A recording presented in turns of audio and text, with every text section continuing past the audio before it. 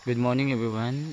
Dito ako ngayon sa Damaran, Katama, Ilian. Ito yung hamog nila. Yung tipo hindi mo makita yung kabilang bundok. Sobrang lamig. Dito yung high school ng Damaran, Katama. Dito sa taas. Ito naman yung Katama Barangay Station. Health Station ng Ilian, Damaran.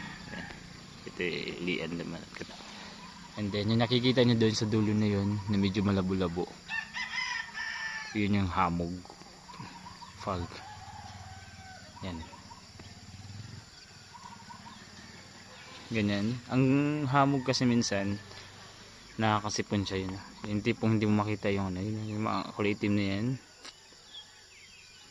kulay itim na sa dulo natin. Yan yan yung hamog dito sa Damaran, Palawan. Kaya ako ay pauwi ngayong araw. Ikot itong place. Yan, nakikita mo medyo mausok siya, nakaliputi. Hamog po yan.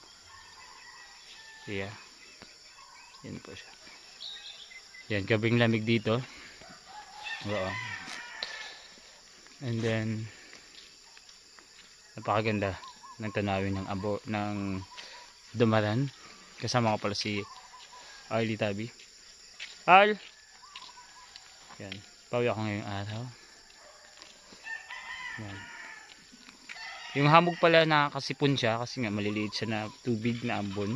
Na pala siyang ambon. Pumapasok ito sa ilong mo. Doon ka nang kakasipon. Madali siya makasipon. Na kahit isang patak ng hamog na idadampi sa kapaligiran, itong mga halaman mabubuhay. Say, ingat kayo dyan. God bless. Bye bye.